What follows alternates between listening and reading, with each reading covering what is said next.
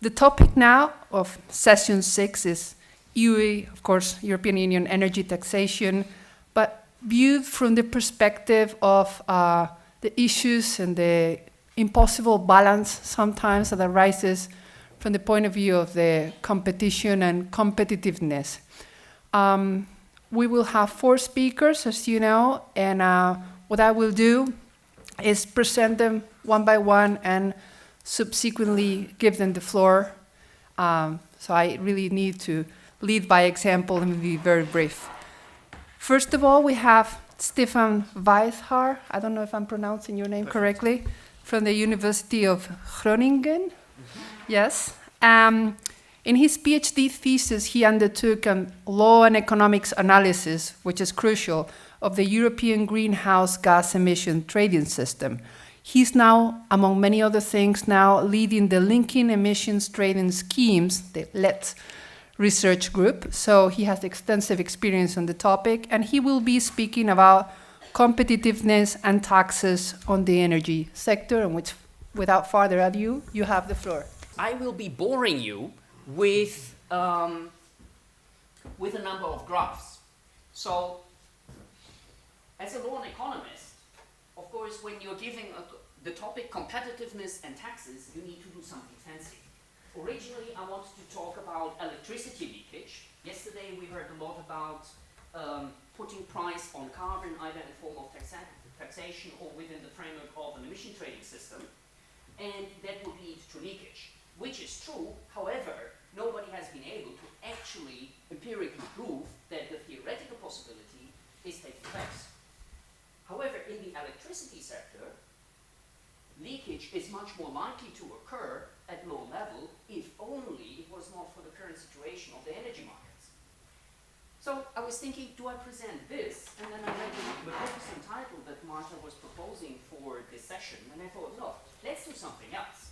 When we think of competitiveness, economists think of a level playing field. So I was looking at data, trying to figure out, how does it look? What about electricity prices? Do they distort competition? Do we have a level playing field? And what you see over here is that but the pointer does not work. Sorry. What we see over here is that electricity prices in some countries are significantly higher than in others. Now, if you're producing, this is not good news because you pay more for your products. So, what does that have to do with the environment and taxation? Well, basically, we can use environmental taxes and the emissions trading system to correct for that. Because we have the possibility to, now I'll try if that one works. No? This one. We can see to what extent we have electricity prices that that are increased through environmental taxes, and these we see over here, and we can see that in some countries we have very high taxes, while in others, like Romania, we don't have any. And that is not the only area where we have price increases. We also have price increases due to the EU ETS. Over the different cycles of the emission trading schemes, we have prices ranging from 22 to 4.5 euros, and in the first trading phase, we even have had prices of around 10 euro cents, which is really nothing. I'm not very dexterous with operating two things at the same time, but I hope you don't mind. What else do we have? Well, in this presentation, I would like to pose the questions, do polluters really pay? Because we are dealing with a problem of not having a level playing field. We are in the area of environmental taxation, trying to put a price on dirty behavior. So can we use that to correct our misery? And that is indeed a big question. So what we should expect is the more dirty production is, the higher a price we would pay for our electricity.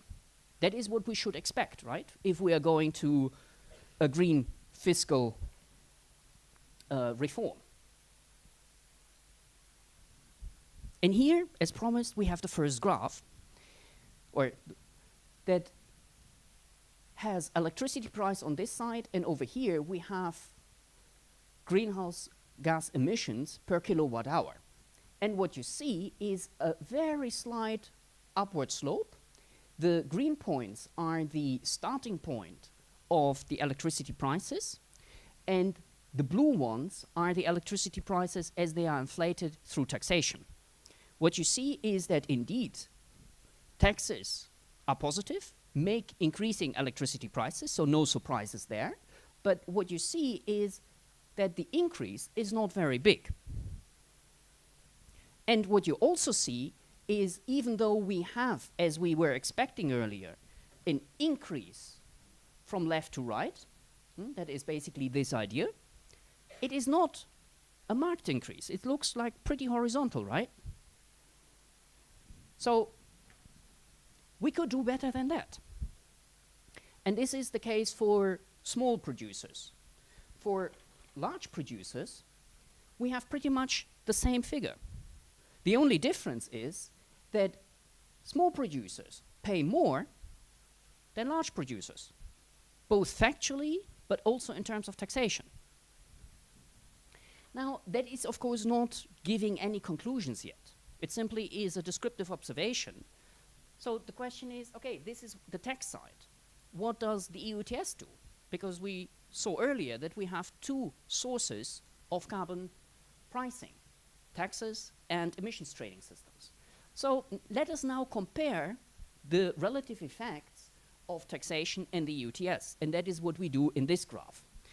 The red dots represent the cost burden of the EU ETS, and indeed here we're seeing an upward sloping trend. What does that tell us? It tells us that countries that are more dirty have a higher burden reflected in their electricity prices. That is indeed what we hope to see. That is what this graph shows. It also shows that the relative burden of the taxes is downward sloping. Now, how does this compare with what we were seeing earlier? Here it is upward sloping. It is upward sloping because the price effect that we have here does contain the price of the EU ETS, because this is based on the electricity data as it is observed in the market, and because the EU ETS is already running, it is priced into this. And in this figure, we are trying to disentangle both effects, and here we see actually something that we do not like to see, namely that electricity prices are going down for countries that are relatively more dirty in their electricity mix.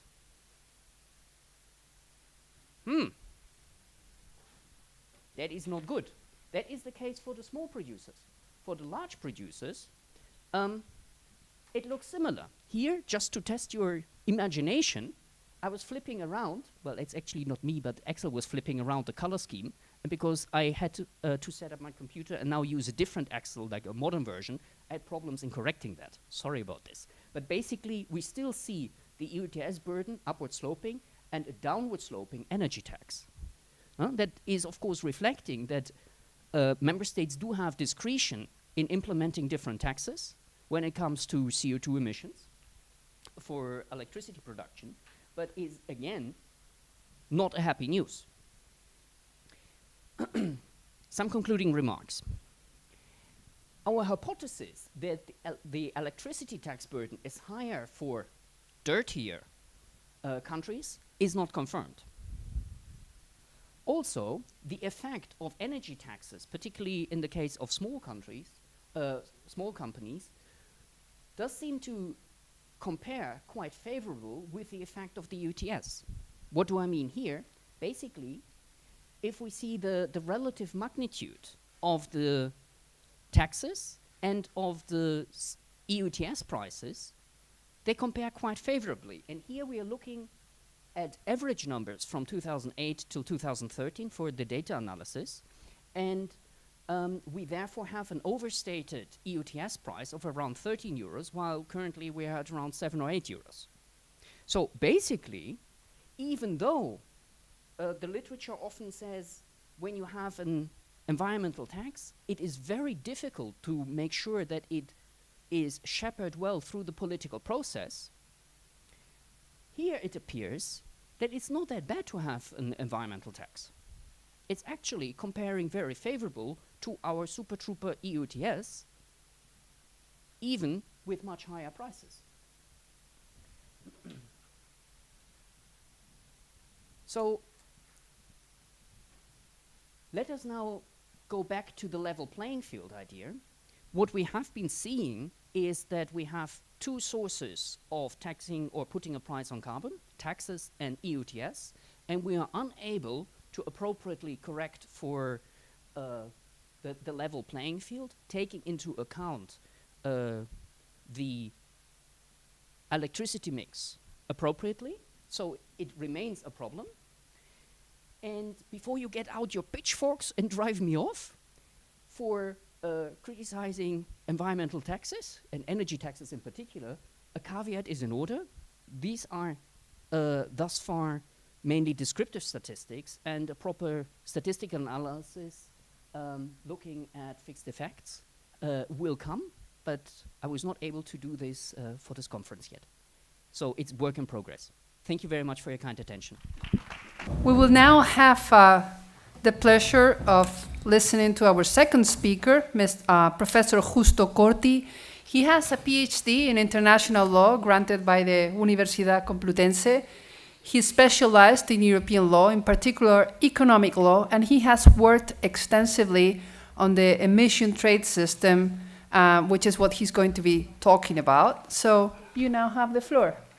Afterwards, this presentation, I have the real difficult duty to continue, because it would be very, very, very difficult to maintain your attention, because I think that my colleague that was before me did it really, really very good.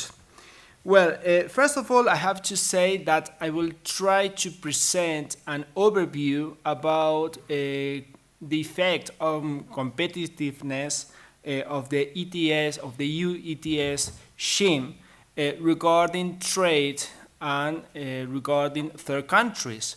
So I am not concentrating about competitiveness inside the European Union, I mean between member states. Well, firstly, I would like to present my hypothesis, which is a general hypothesis saying that because common sense, we can think that ETS can increase the cost of carbon activities. This is quite simple, this is quite understandable, and we think that this increase of cost could produce two benefits. Firstly, it could increase the efficiency of the economic activities, because if costs are higher, companies would like to reduce the cost going to a more efficient production method. And secondly, it could lead to innovation. We can say that these two goals, particularly the second one, is the most important goal of the ETS system.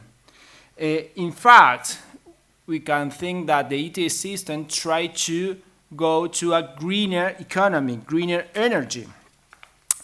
Taking into account this, we have a problem. What's the problem? Well, the European Union is an open economy. There is competition with products from third countries, and so there could be the risk that companies, European companies, would like to go abroad, would like to produce what is called the carbon leakage. I mean, they can try to move their production to a third country, and then in this country where there is no carbon pricing, and so where energy costs could be lower, they can produce there and just import in the European Union. So this is the hypothesis, and this is what we will try to demonstrate or to say that it is wrong. Well, first of all, we have to make a distinction. The first one concerns that there are at least, and I'm sorry, I have to say that this is a simplification, but there are at least two different sectors. Some sectors where there is a real competition.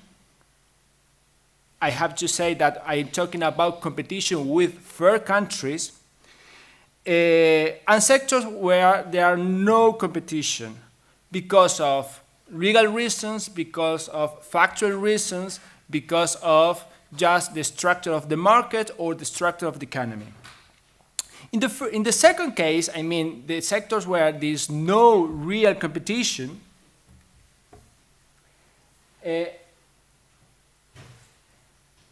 we can distinguish a quite clear example, which is the power plant sectors, electricity. I don't want to discuss why there is not real competition, but it is a question of fact. Inside the European Union, and of course regarding third countries, there is no exchange of electricity. So normally power plants produce for local government, for local market, and so they can fix more or less different prices. The effect of this quite close economy for electricity is that it's very, very easy for company to pass through prices to consumers. So when there is a new cost, for example, the ETS, it will be quite easy for electricity companies just to pass through the cost of the ETS system to consumers.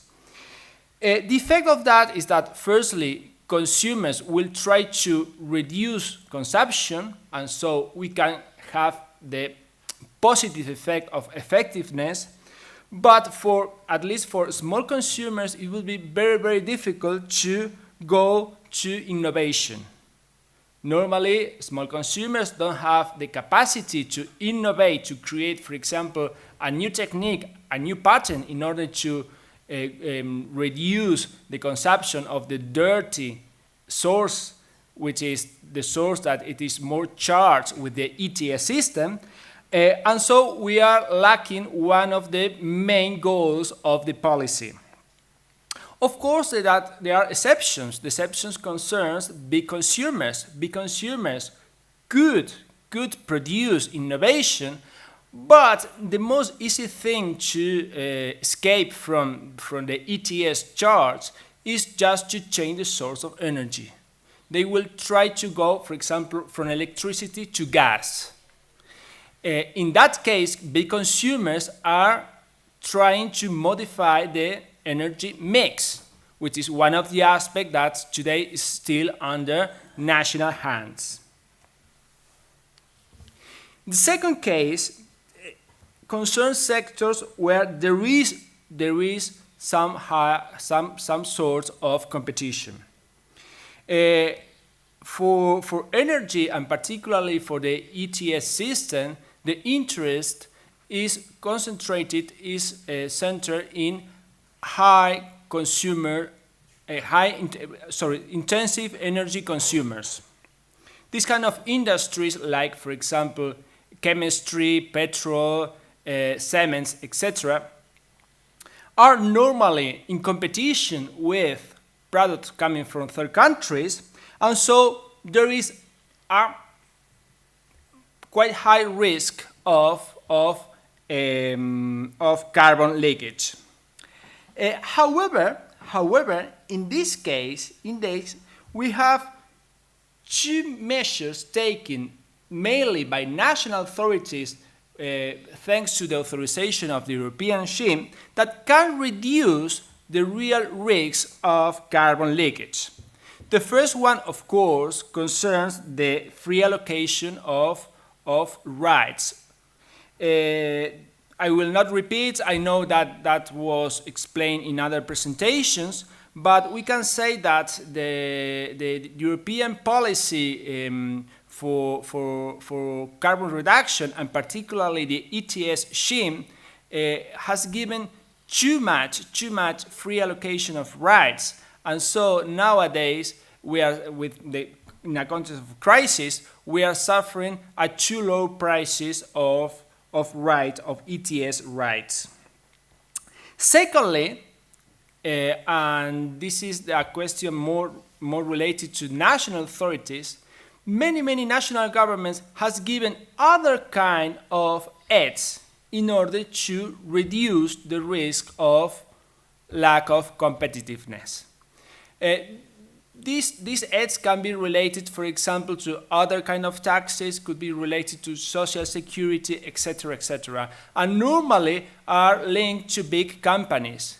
If a big industry is thinking on moving its production to other countries, will try to negotiate a better condition with the local governments, and this better condition could be related to any kind of thing, for example, local taxes. It's very difficult, and I try to recopilate the literature about that, but it's very difficult to know exactly how many aids are given to companies, different kind of aids, trying to keep this production in the European Union market or in the national market. There are very high risk of duplication. I mean, there are high risk of overlapping of aids in order to give companies the possibility to maintain competitiveness generally regarding the maintenance in the European market, but also regarding the possible negative effects of the ETS system. In these sectors also, there are some sectors where the competitiveness is not very high. And so in that case, we have also the problems of pass-through to consumers. So it's not exactly the same case, for example, of the petrol industry, where competitiveness is not as high as other industry, like, for example, glass, or as, for example, cements. It's quite clear that there are many economic studies saying that pass-through to consumers is around 100% for example, chemistry or petrol production, and is around 25% for glass. Well, in conclusions, there is no clear negative effect of the ETS scheme regarding competitiveness. In fact, this argument has been used by many industries to ask for support in order to maintain the production in the European market, sometimes without real grounds. Secondly, taking into account this first conclusion, we have to recommend to change the system that actually are by which are given this kind of support, that this support is given by sector, and we think that it is worth to make a case-by-case study. Sometimes that our industry, that it's true that they could suffer higher costs because the ETS system, but on the other hand, they could be obtaining other kind of benefits, for example, from social security, or for example, from local taxes. So, from our point of view, it is worth to make a case-by-case analysis and to see if this particular industry needs, and this particular company really needs to support to maintain the competitiveness in the European market, or maybe they can compensate some cost, some ETS costs with other benefits. Finally, we think that we have to analyze this kind of cost, and generally speaking, the ETS system, as it was said in this conference, as a hybrid mechanism with tax function. I will not try to discuss that the ETS allocation is or not a tax. Of course, I am an international lawyer. I am not a tax lawyer. But it's quite clear that from a company point of view, it is a cost. And so when we are discussing about competitiveness, these costs have to be analyzed in context. And it is quite clear that for a company, this context includes, of course, taxes. Thank you very much. We will now listen to Mr. Sebastian Wolf. He teaches at the Université Catholique de Louvain, no? Louvain-la-Neuve, and he's finishing his thesis on actually the topic of his presentation, which probably makes you one of the most highest experts on the topic. And he will be analyzing the Energy Tax Directive and address the crucial question of whether or not it should be neutral for concerned energy products. You now have the floor. Big thank you to Marta Vila for giving me the great opportunity to be here and to attend this conference, and also to Javier and Monica for their amazing organization. So today I would like to discuss with you two different topics. The first one is a brief historical review of the European Community for Steel and Coal Contribution, which is something very old. And the second subject is the environmental and competitiveness balance within the Energy Taxation Directive. If we go back in time, as early as Han Dynasty, excise were levied on tea, liquor, fish and reeds for fuel and for thatching. The original function of excise duty was then to tax expensive or luxury products. It was already about energy because we speak about fuel, but the first European act was the ECSC Treaty, which was all about energy and steel. The ECSC Treaty was signed in 1951. Oh. One more? No. Okay. This one. Okay. So here's the picture I would like to show you. It's the signature of the ECSC Treaty in Paris in 1951. And in order to cover institutional expenses, a contribution was requested from parties. This contribution was based on the national production of coal and steel, and consequently, it was one of the main topic of discussion between parties. The parties had the duty to disclose both quantity and average resale price for their production of coal and steel. Based on this publication, a tax base equivalent to the average resale price at the European level was established by the High Authority on both products. Then, a contribution rate was decided by the High Authority that could not exceed 1% of the contribution. In 1955, Decision 55.3 from the High Authority introduced a de minimis provision, excluding small enterprise for the calculation and the contribution. And it was a response to complaints from member states at that moment. At the earliest stage of the European history, we find already some legal and economic mechanisms still present now in the Energy Taxation Directive, such as the treatment for intermediary goods, which were already exempted for the application of the ECSC contribution. When focusing on the tax base, we can see that since the ECSC, a strong expansion can be observed. First, it was all about coal and derivative products from coal. Then in the Directive 92, mineral oils were added. And finally, the tax base was broadened by Directive 2003/96 to vegetal oils, to methanol, and last but not least, to electricity. However, wood and derived products from wood are still excluded currently from the scope of the Energy Taxation Directive. It's interesting to notice that since 92 Directive, both European and imported products are treated equally and consequently are treated to fall under taxes covered by the Energy Taxation Directive. Concerning the evolution of the tax rate, there is not so much to say. The ECSC submitted coal and steel average value to an European contribution of maximum 1%, but during the first year it was 0.3 and then 0.9%. Excise duties only introduce minimum rates on certain energy products For some, special rates exist according to the final use of energy products, for example, business use, but I will come back on that later. So is the ECSC contribution a source of inspiration?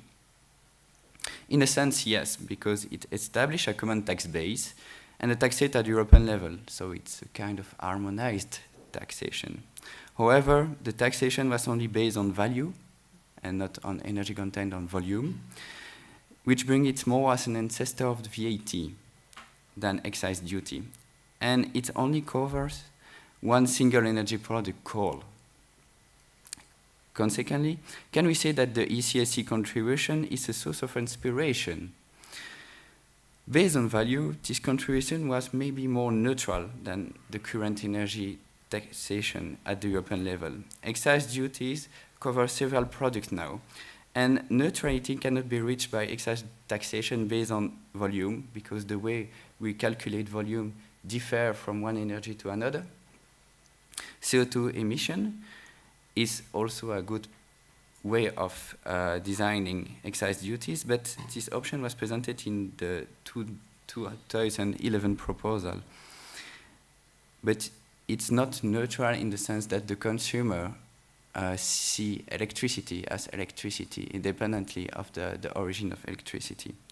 And of course, and for me it's the main concern, it does not cover other environmental concerns like NOx or SO2. It could be based on carbon content, but it's only a proxy of CO2 emission and it presents the same concern.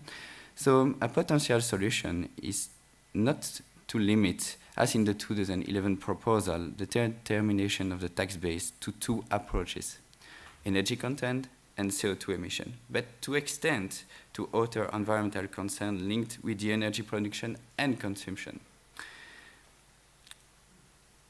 To conclude this part, I am tempted to say that the perfect excise taxation design covers all the different categories of energy taxation presented by Professor Villar and Professor Jessen in their paper, which include fine particles, but also international dependence and NOx and SO2.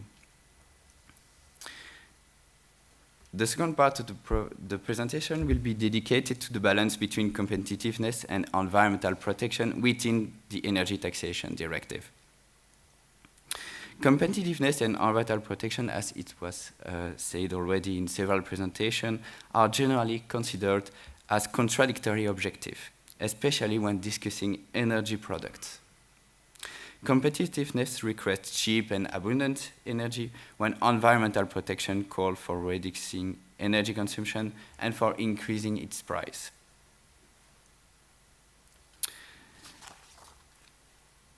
If we refer to the preamble of the Energy Taxation Directive, it includes several references to environmental protection and climate change mitigation. In this respect, we can point it out that Recital 6 refers explicitly to Article 6 of the TFU. Consequently, taxation of energy product and, when appropriate, electricity are identified as instruments for achieving international climate commitment, especially the Kyoto Protocol at the moment of the drafting of the directive, and as key elements of the EU environmental policies. The Recital 14 recommends to use the energy content to calculate the tax base as far as possible. And finally, Recital 16 points out the importance of preferential treatment for cogeneration process and for the use of renewable energy sources.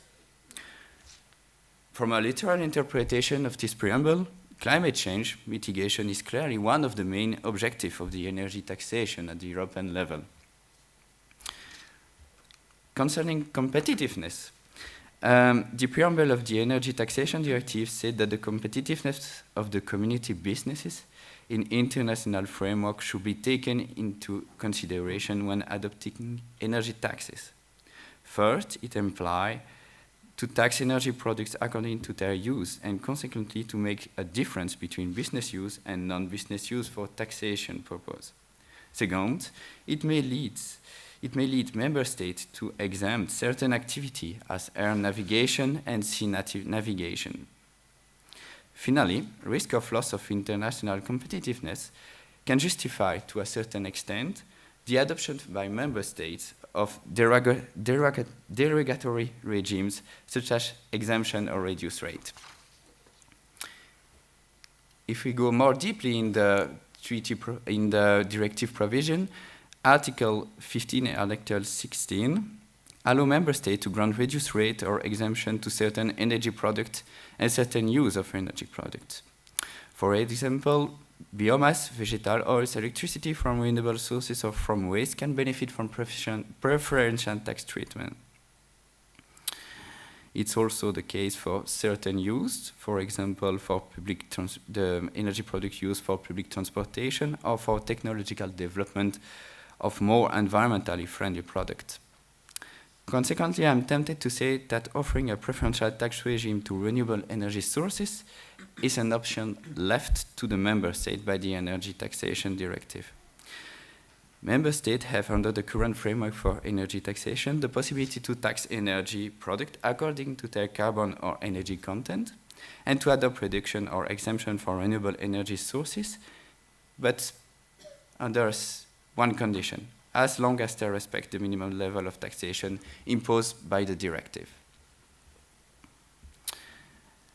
Nevertheless, current reading of the Energy Taxation Directive and a concurrent reading of the VAT provision can lead to an adverse scenario.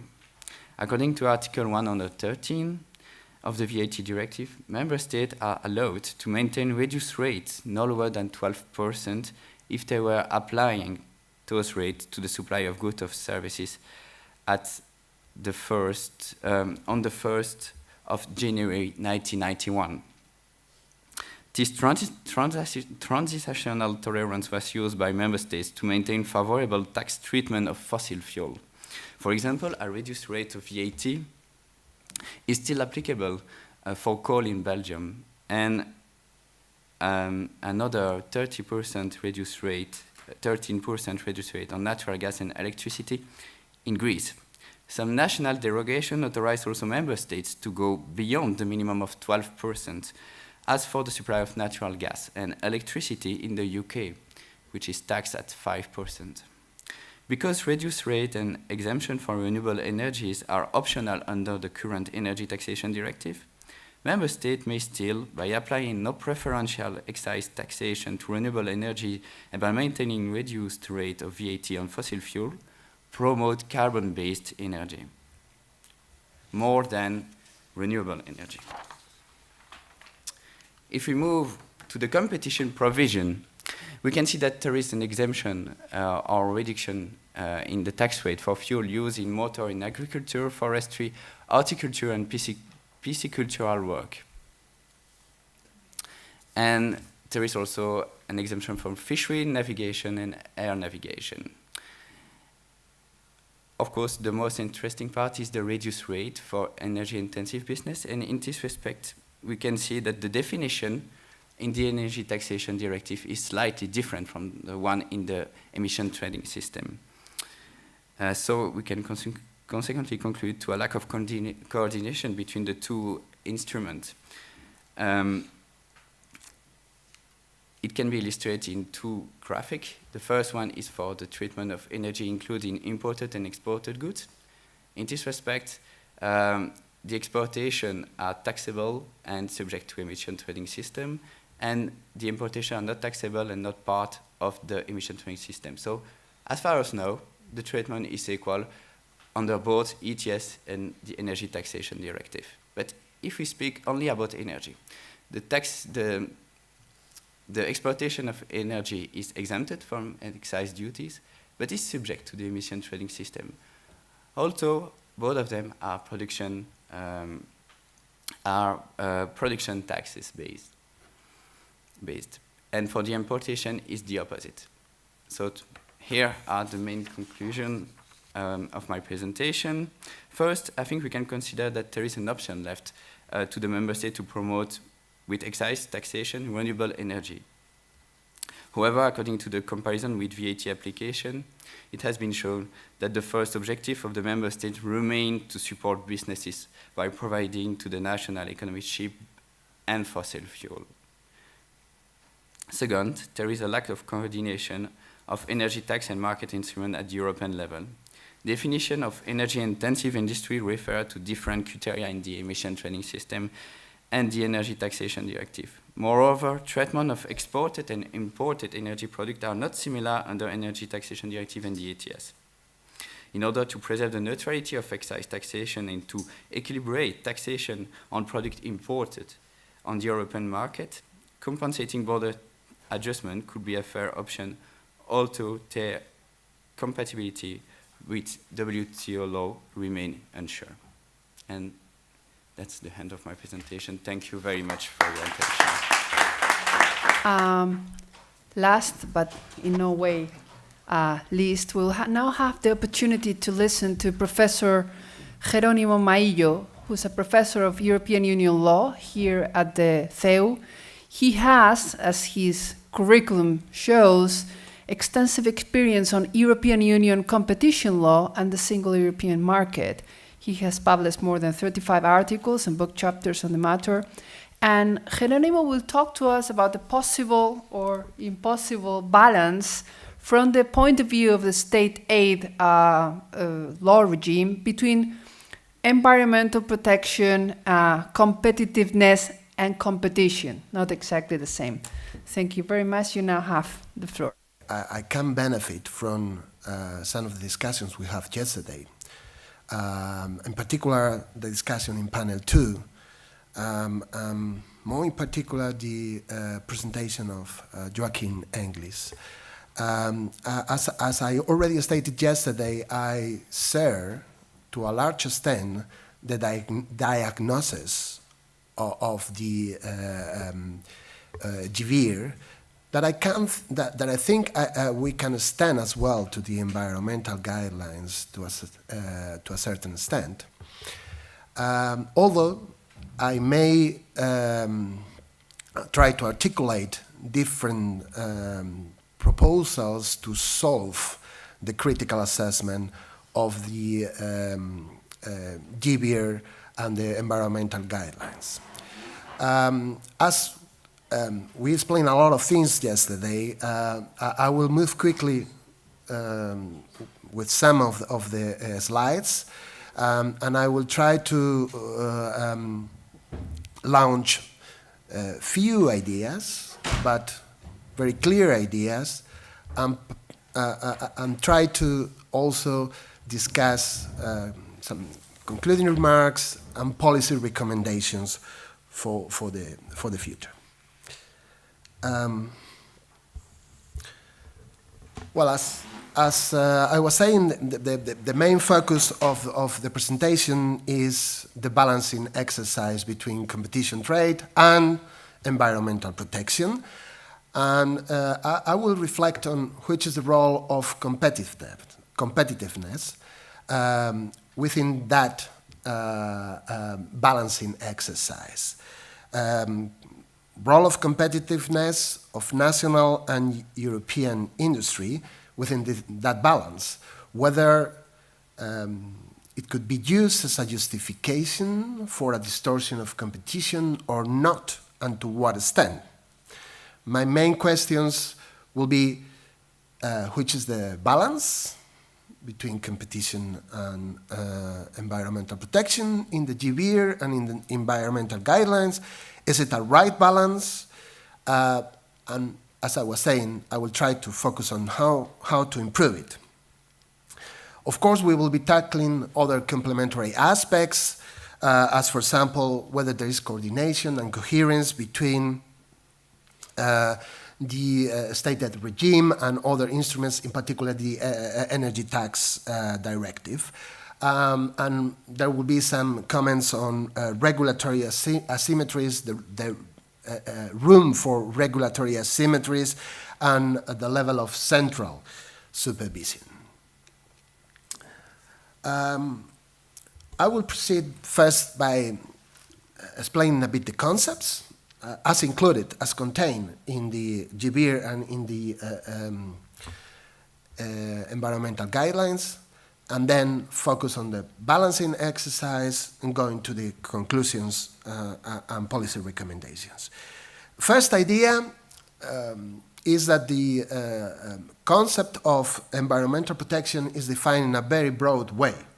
As you can see on this slide, this definition, which is practically the same in the GBIR and in the environmental guidelines, particularly if we consider as well the 2020 agenda and the 2030 framework, includes a lot of things, includes a lot of measures, such as, for example, measures that against or related to the fight against climate change, sustainable and efficient use of energy, and promotion of renewable energy sources. So very, very broad definition.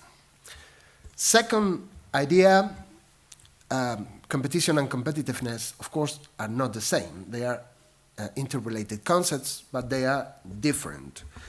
And what is more important, we have to have this clear in mind, is that the balancing exercise is made between, on the one hand, competition, non-competitiveness, and on the other hand, environmental protection, or another public interest, of course. Now we are focusing on environmental protection. So, competitiveness is not one of the direct poles of the balance. And we should never forget that.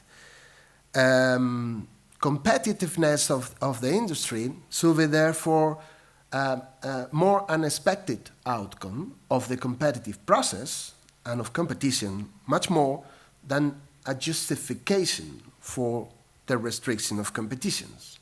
But of course there is some role for competitiveness. Sometimes in the type of cases we are here analyzing, an environmental tax relief, which increases the competitiveness of European or national industry, can contribute to an increase in environmental protection. How? Two ways. One is making feasible the environmental tax itself, and the other one is facilitating a higher general level of the environmental tax. Well, to that extent, of course, competitiveness can play a role. It can therefore be considered more indirect legitimate interest included in the pole of environmental protection. But we will be able to invoke competitiveness only, and I insist, only if we can demonstrate that it increases the level of environmental protection. And I think that, as I think also Joachim Engels developed yesterday, the link is not always demonstrated if we just follow the GBIR and the environmental guidelines. We have to prove a market failure, we have to prove that the restriction is appropriate and the measure is appropriate to contribute to environmental protection.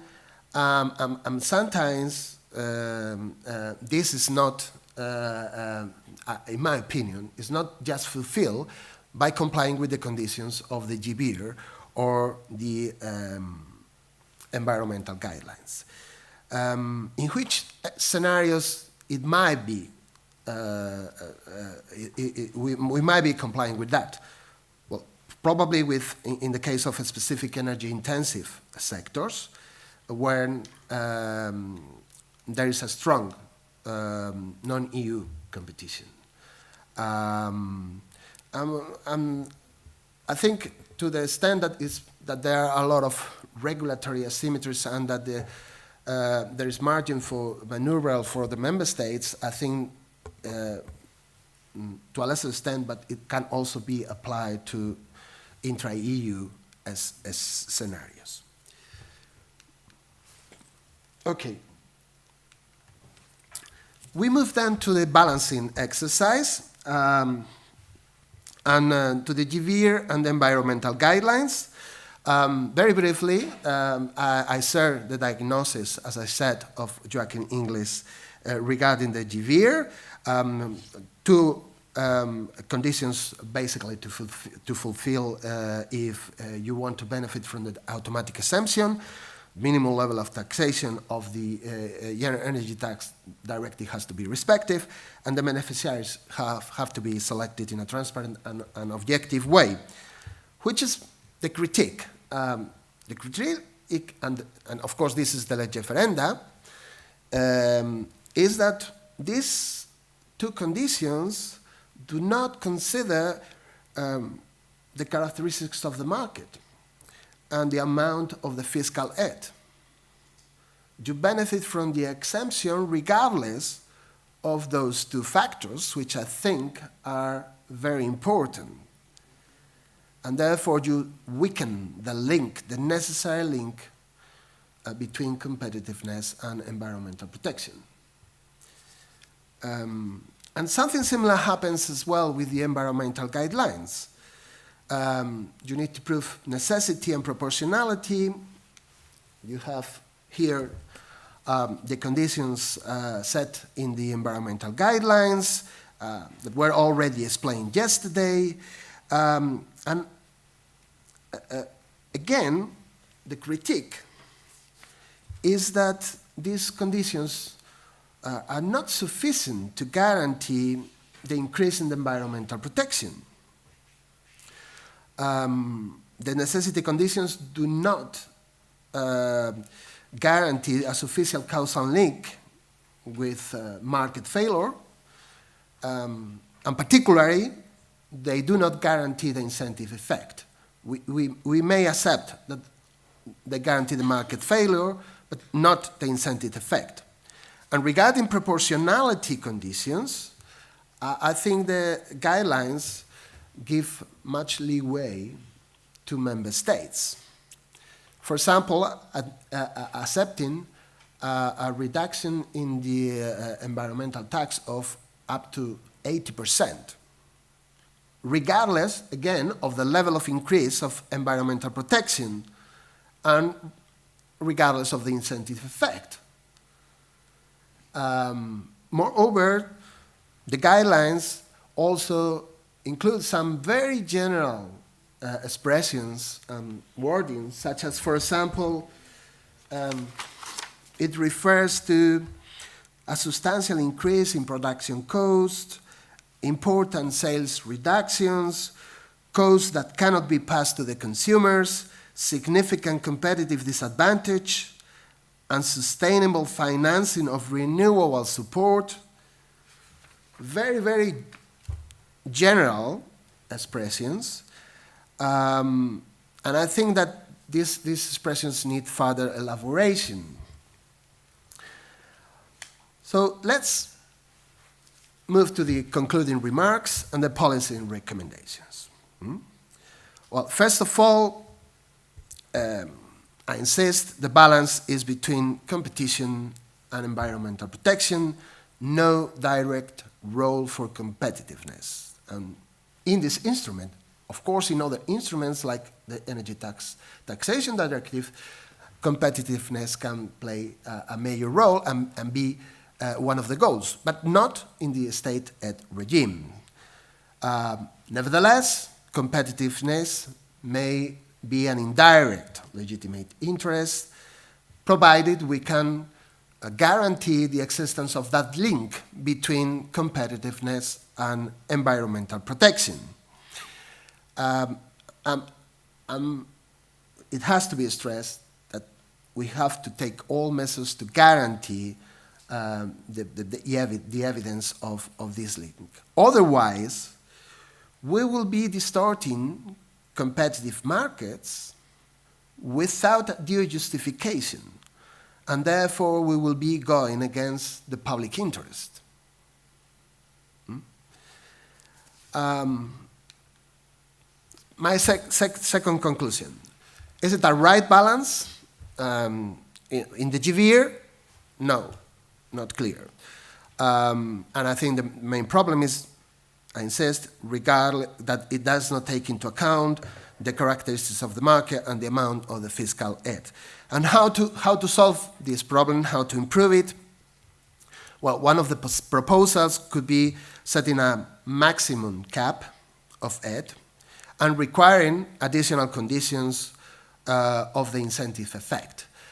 My proposal is to change the block exemption regulation more than just going to a case-by-case analysis. And of course, we have different possibilities to modify this GVR. Regarding the environmental guidelines, the main problem is the too weak reasoning of the link between competitiveness and the higher level of environmental protection, and how to improve that, well, by reinforcing the conditions related to the evidence of the incentive effect, by conditioning the maximum reduction of 80% to several conditions. We can articulate different levels of reduction, and by clarifying some of the general concepts at the end. And last concluding remarks, I want to stress that there is a coordination, a certain coordination between the state aid regime and the energy tax directive, although there is room for further coordination. And regarding the level of centralized control, I will say it's not negligible. If we compare this with other systems, and probably we will be seeing this very clear in the presentation of Janet Miner when she will be talking on the American system. The fact that we include not only distortions of trade, but also distortions of competition gives, and moreover that we have an ex-ante control by the European Commission, makes that the level of centralized control is not at all negligible. But of course there is room for reinforcement, and in my opinion we should be limiting asymmetries. How? Again, through a stronger evidence of the link between competitiveness and environmental protection, with more detailed guidelines, more conditions in the GVR, and further harmonization and coordination. Thank you very much. I believe we now have about 9 or 10 minutes, if I'm correct, to take some questions for the floor. I think it would be a good idea if you introduce yourself very briefly, if you say who you are when you pose a question. And please, anyone?